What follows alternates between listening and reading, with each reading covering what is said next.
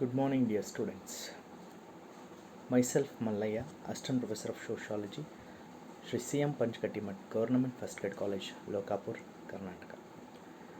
Today I am going to deal with BA 6th semester Sociology, Social Problems in India, the syllabus prescribed by Rani Channamma University, Belagavi, Karnataka.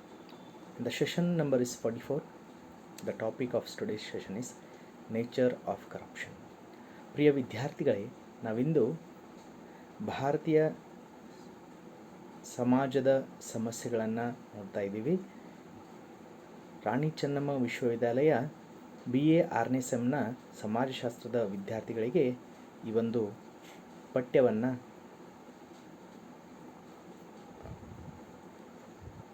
ಅನುಮೋದಿಸಿದ್ದಾರೆ ಮತ್ತು ಈ ಒಂದು ಪಠ್ಯವನ್ನು ಕೊಟ್ಟಿದ್ದಾರೆ. ಇವತ್ತಿನ ವಿಷಯ ಭ್ರಷ್ಟಾಚಾರದ ಸ್ವರೂಪ ಅಥವಾ ಭ್ರಷ್ಟಾಚಾರದ ಲಕ್ಷಣಗಳು ಅಂಥೇಳಿ ನಾವು ಕರೆಯುತ್ತೇವೆ. ನಾವು ಈಗಾಗಲೇ ನಮ್ಮ ಹಿಂದಿನ ಸೆಷನ್ನಲ್ಲಿ ಭ್ರಷ್ಟಾಚಾರ ಅಂದರೇನು, ಭ್ರಷ್ಟಾಚಾರದ ವ್ಯಾಖ್ಯಾನಗಳ್ಯಾವುವು, ಭ್ರಷ್ಟಾಚಾರದ ಹಿನ್ನೆಲೆ ಅಂದರೆ ಐತಿಹಾಸಿಕವಾಗಿ ಭ್ರಷ್ಟಾಚಾರ ಹೇಗೆ ಉಗಮವಾಯಿತು ಅನ್ನೋದನ್ನು ನಾವು ಈಗಾಗಲೇ ಹಿಂದಿನ ಸೆಷನ್ನಲ್ಲಿ ನೋಡಿದ್ದೀವಿ. ಇವತ್ತಿನ ಈ ಸೆಷನ್ನಲ್ಲಿ ನಾವು ಭ್ರಷ್ಟಾಚಾರದ ಸ್ವರೂಪವನ್ನು ನೋಡೋಣ. Let us know the nature of forms of corruption in India. Professor Ram Ahuja listed following major forms of corruption. ಇಲ್ಲಿ ಸುಪ್ರಸಿದ್ಧ ಸಮಾಜಶಾಸ್ತ್ರಜ್ಞರಾದಂಥ ಪ್ರೊಫೆಸರ್ ರಾಮ್ ಅಹುಜರವರು ತಮ್ಮ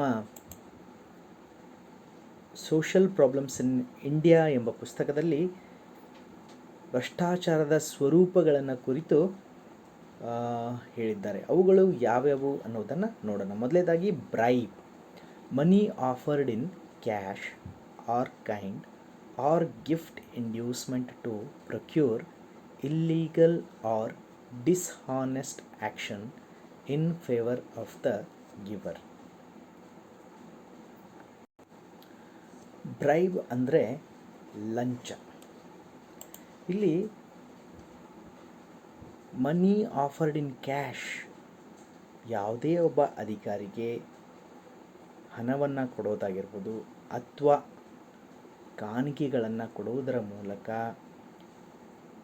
ತಮಗೆ ಆಗಬೇಕಾಗಿರುವ ಕೆಲಸವನ್ನು ನೈತಿಕವಾಗಿ ಅಲ್ಲದೆ ನೈತಿಕವಾಗಿ ಆ ಕೆಲಸವನ್ನು ಮಾಡಿಸಿಕೊಳ್ಳುವುದಕ್ಕೆ ನಾವು ಲಂಚ ಅಂಥೇಳಿ ಕರೆಯುತ್ತೇವೆ. So this is dishonest action in favour of the giver. ಇಲ್ಲಿ ಹಣ ಕೊಡುವಂಥ ವ್ಯಕ್ತಿ ತನ್ನ ವೈಯಕ್ತಿಕ ಲಾಭಕ್ಕಾಗಿ, ತನ್ನ ವೈಯಕ್ತಿಕ ಲಾಭಕ್ಕಾಗಿ ಏನು ಮಾಡ್ತಾನೆ, ಹಣವನ್ನು ಕೊಡ್ತಾನೆ. ಇದನ್ನು ನಾವು ಲಂಚ ಅಂಥೇಳಿ ಕರೆಯುತ್ತೇವೆ, ಲಂಚ ಕೊಡುವುದು. ಎರಡನೇದು ಬ್ರೈಬ್ಗೆ ಉದಾಹರಣೆ, ಲಂಚಕ್ಕೆ ಉದಾಹರಣೆ ಅಂದರೆ ಫಾರ್ ಎಕ್ಸಾಂಪಲ್ ಎಕ್ಸ್ ಮತ್ತು ವೈ ಎನ್ನುವ ಇಬ್ಬರು ವ್ಯಕ್ತಿಗಳ ನಡುವೆ ಟೆಂಡರ್ ಕರೆದಾಗ ಎಕ್ಸ್ ವೈನಷ್ಟೇ ಸಾಮರ್ಥ್ಯವಿದ್ದರೂ ಎಕ್ಸ್ಗೆ ಆ ಟೆಂಡರ್ಗೆ ಬೇಕಾದಂಥ ಎಲ್ಲ ಅರ್ಹತೆಗಳು ಇದ್ದರೂ ವೈ ಏನು ಮಾಡ್ತಾನೆ, ಆ ಅಧಿಕಾರಿಗೆ ದುಡ್ಡು ಅಥವಾ ಯಾವುದೋ ಗಿಫ್ಟು, ಮೊಬೈಲು, ಕಾರು, ಏನೋ ಒಂದು ಗಿಫ್ಟ್ ಕೊಟ್ಟು ಅಲ್ಲಿ ನ್ಯಾಯಯುತವಾಗಿ ಆಗಬೇಕಾದ ಟೆಂಡರನ್ನು ಈ ಅಧಿಕಾರಿಯ ಅಧಿಕಾರ ಬೆಳೆಸ್ಕೊಂಡು ವೈ ಅನ್ನುವ ವ್ಯಕ್ತಿ ಟೆಂಡರನ್ನು ತನ್ನದಾಗಿಸ್ಕೊಳ್ತಾನೆ. ಇಂಥದ್ದನ್ನು ನಾವು ಒಂದು ಲಂಚಕ್ಕೆ ಉದಾಹರಣೆಯಾಗಿ ಕೊಡಬಹುದು. Nepotism, undue favour from holder of patronage to their relatives. ಇಲ್ಲಿ ನೆಪೋಟಿಸಮ್ ಅಂದರೆ ಸ್ವಜನ ಪಕ್ಷಪಾತ. ತಮ್ಮ ಬಂಧುಗಳಿಗೆ, ತಮ್ಮ ಹಿತೈಷಿಗಳಿಗೆ, ತಮ್ಮ ಮಕ್ಕಳಿಗೆ ಯಾವ ಅಧಿಕಾರಿಯು ನ್ಯಾಯಯುತವಾಗಿ ಬರಬೇಕಾದಂತಹ, ಸರ್ಕಾರದಿಂದ ನ್ಯಾಯಯುತವಾಗಿ ಬರಬೇಕಾದಂತಹ ಅನುದಾನ ಆಗಿರ್ಬೋದು, ಹುದ್ದೆ ಆಗಿರ್ಬೋದು, ಬೇರೆ ವ್ಯಕ್ತಿಗೆ ಬರತಕ್ಕಂಥ ಹುದ್ದೆಯನ್ನು ತನ್ನ ಬಂಧುವಿಗೆ ತನ್ನ ಬಳಗಕ್ಕೆ ತನ್ನ ಕುಟುಂಬಕ್ಕೆ ಬಳಸಿಕೊಂಡಾಗ ಇದೇನಾಗುತ್ತೆ, ಸ್ವಜನ ಪಕ್ಷಪಾತ ಅಂತೇಳಿ ಕರೆಯುತ್ತೇವೆ. ಸ್ವಜನ ಪಕ್ಷಪಾತ. ಮೂರನೇದಾಗಿ misappropriation, using other money for one's own use.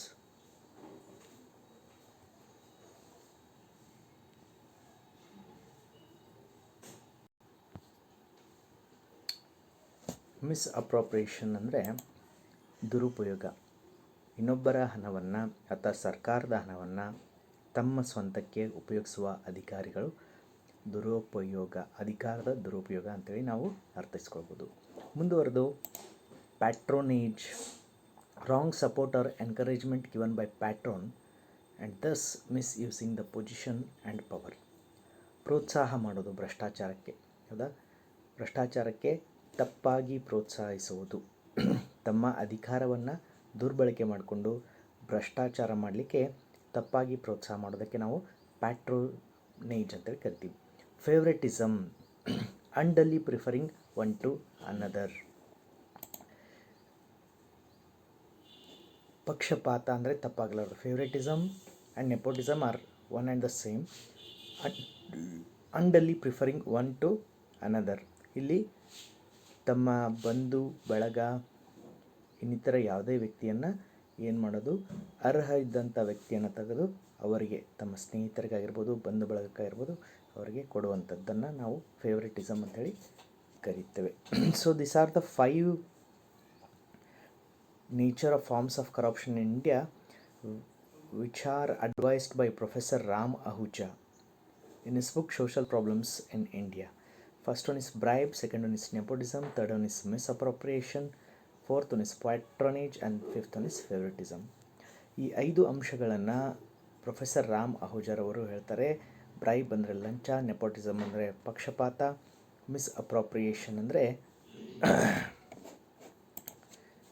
ದುರುಪಯೋಗ, ಅಧಿಕಾರದ ದುರುಪಯೋಗ, ಪ್ಯಾಟ್ರೋನೇಜ್ ಪ್ರೋತ್ಸಾಹ ಕೊಡೋದು ಭ್ರಷ್ಟಾಚಾರಕ್ಕೆ, ಮತ್ತು ಫೇವರಿಟಿಸಮ್ ಅಂದರೆ ಪಕ್ಷಪಾತ ಮಾಡೋದು ಅಥವಾ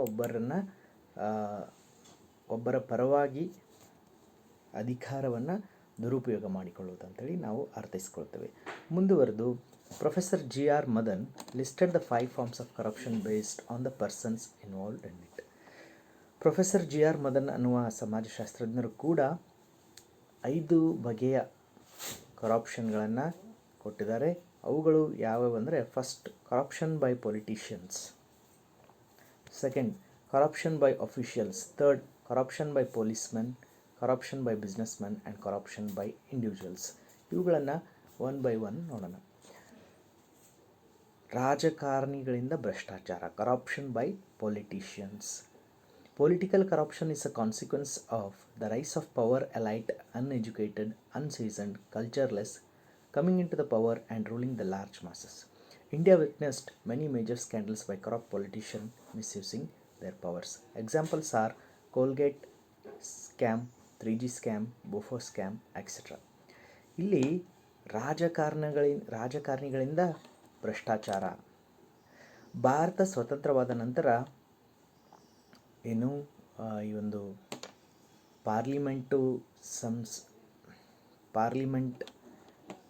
ಫಾರ್ಮ್ ಆಫ್ ಡೆಮಾಕ್ರಸಿಯನ್ನು ನಾವು ಅಳವಡಿಸ್ಕೊಂಡ್ವಿ. ಈ ಒಂದು ಪಾರ್ಲಿಮೆಂಟ್ರಿ ಫಾರ್ಮ್ ಆಫ್ ಡೆಮಾಕ್ರಸಿಯಲ್ಲಿ ನಾವು MLAಗಳನ್ನು MP ಗಳನ್ನು ಎಲೆಕ್ಟ್ ಮಾಡ್ತೀವಿ. ಅದಕ್ಕೆ ಅವ್ರಿಗೆ ಯಾವುದೇ ರೀತಿಯ ಮಾನದಂಡಗಳಿಲ್ಲ.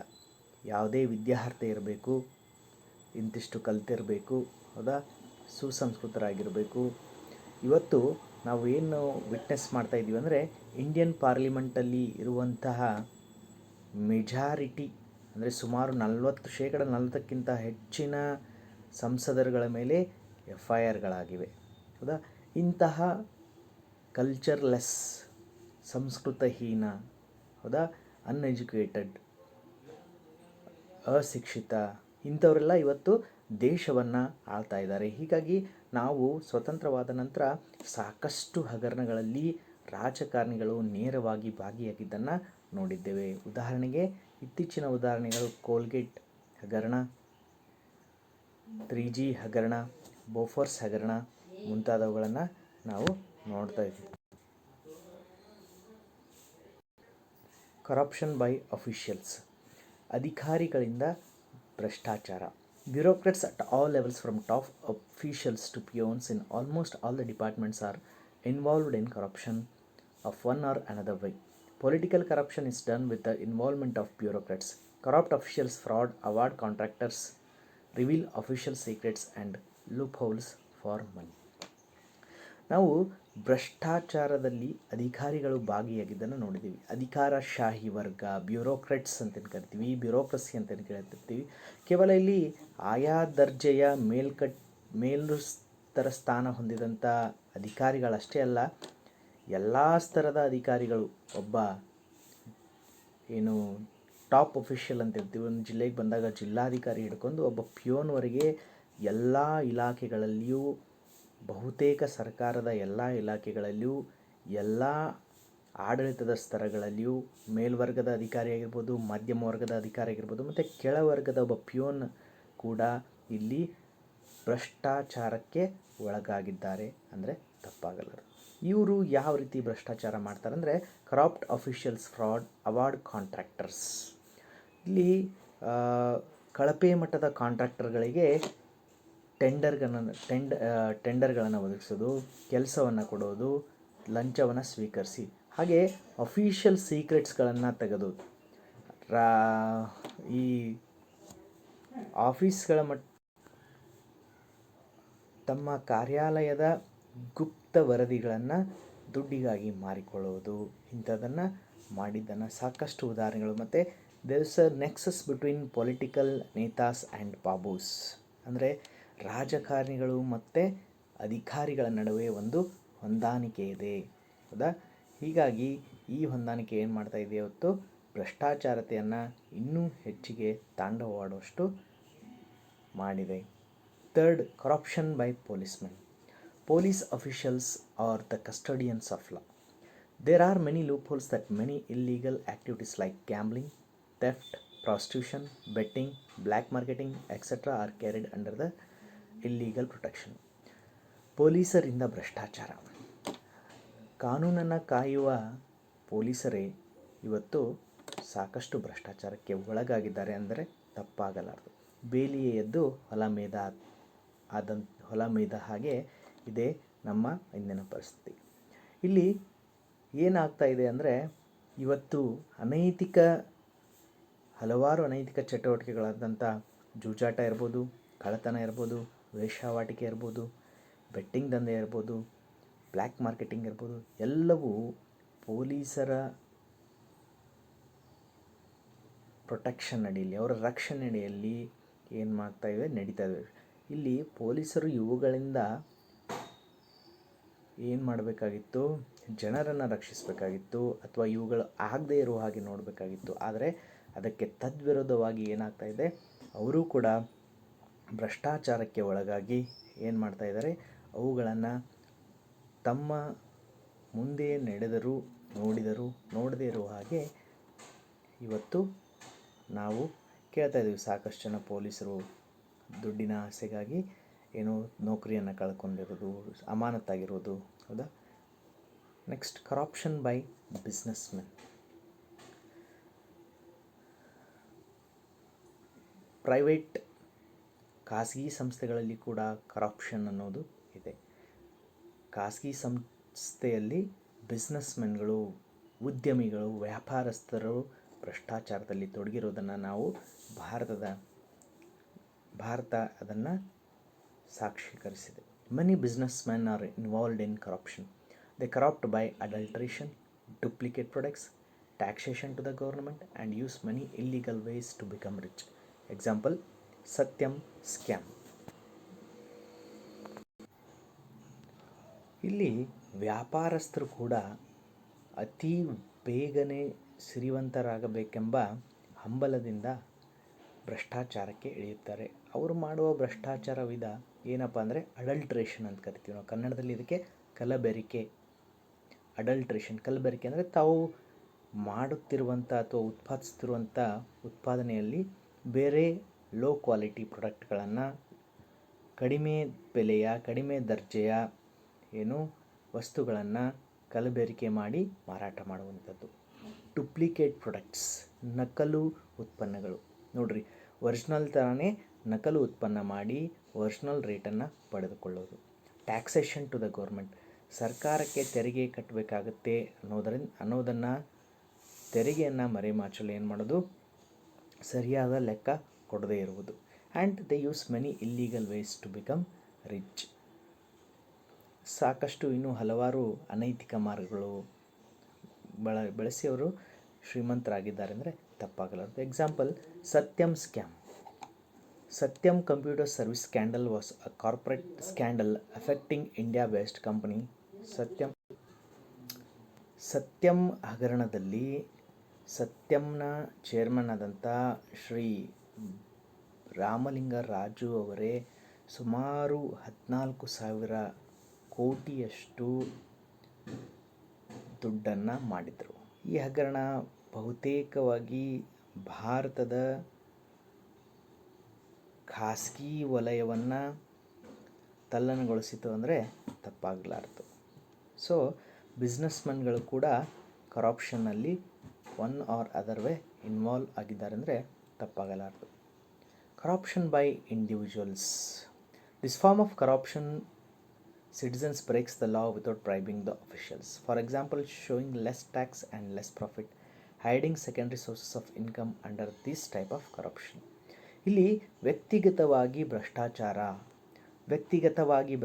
ಅಂದರೆ ಕಾನೂನಿನ ವಿರುದ್ಧವಾಗಿ, ಹೌದಾ, ಸಿಟಿಸನ್ಸ್ ನಾಗರಿಕರು ಏನು ಮಾಡ್ತಾರೆ, ಕಾನೂನನ್ನು ಉಲ್ಲಂಘನೆ ಮಾಡೋದು. ಯಾವ ರೀತಿ ಅಂದರೆ ಕಡಿಮೆ ತೆರಿಗೆ ತೋರಿಸೋದು, ಕಡಿಮೆ ಆದಾಯ ತೋರಿಸೋದು, ಕಡಿಮೆ ಲಾಭ ತೋರಿಸೋದರ ಮುಖಾಂತರ, ಹೌದಾ, ಮತ್ತು ಅವರಿಗೆ ಇರುವ ಯಾವುದೇ ಸೆಕೆಂಡ್ರಿ ಸೋರ್ಸಸ್ ಆಫ್ ಇನ್ಕಮ್, ದ್ವಿತೀಯ ಮೂಲದ ಆದಾಯವನ್ನು ಸರ್ಕಾರಕ್ಕೆ ತೋರಿಸದೆ ಆ ಆದಾಯವನ್ನು ಎಲ್ಲವನ್ನು ಅವರೇ ಇಟ್ಟುಕೊಳ್ಳುವ ಮುಖಾಂತರ ಏನು ಮಾಡ್ತಾರೆ, ಇವರು ಕೂಡ ನಾಗರಿಕರು ಕೂಡ ಭ್ರಷ್ಟಾಚಾರದಲ್ಲಿ ಡೈರೆಕ್ಟ್ಲಿ ಆರ್ ಇಂಡೈರೆಕ್ಟ್ಲಿ ಇನ್ವಾಲ್ವ್ ಆಗಿದ್ದಾರೆ. ಹಾಗಾಗಿ ಸ್ನೇಹಿತರೆ, ನಾವು ಇವತ್ತು ಏನು ನೋಡಿದ್ವಿ, ಮೊದಲನೇದಾಗಿ ಪ್ರೊಫೆಸರ್ ರಾಮ್ ಅಹುಜಾ ಅವರ 5 ರೀತಿಯ ಕರಪ್ಷನ್ ಬಗೆಗಳನ್ನು ನೋಡಿದ್ವಿ. ಇಲ್ಲಿ ಬ್ರೈಬ್ ಲಂಚ, ನೆಪೋಟಿಸಮ್ ಪಕ್ಷಪಾತ, ಮಿಸ್ಅಪ್ರಾಪ್ರಿಯೇಷನ್ ಪ್ಯಾಟ್ರೋನೇಜ್ ಮತ್ತು ಫೇವರಿಟಿಸಮ್ ಪಕ್ಷಪಾತವನ್ನು ನೋಡಿದ್ವಿ. ಅದೇ ರೀತಿಯಾಗಿ ರಾಜಕಾರಣಿಗಳಿಂದ ಭ್ರಷ್ಟಾಚಾರ, ಅಧಿಕಾರಿಗಳಿಂದ ಭ್ರಷ್ಟಾಚಾರ, ಪೊಲೀಸರಿಂದ ಭ್ರಷ್ಟಾಚಾರ, ಬಿಸ್ನೆಸ್ ವ್ಯಾಪಾರಸ್ಥರಿಂದ ಅಥವಾ ಉದ್ಯಮಿಗಳಿಂದ ಭ್ರಷ್ಟಾಚಾರ ಮತ್ತು ನಾಗರಿಕರಿಂದ ಕೂಡ ವೈಯಕ್ತಿಕವಾಗಿ ಭ್ರಷ್ಟಾಚಾರವನ್ನು ನಾವಿವತ್ತು ನಮ್ಮ ಪಠ್ಯದಲ್ಲಿ ನೋಡಿದ್ದೇವೆ. So this is all about nature of corruption. Thank you for your patience listening.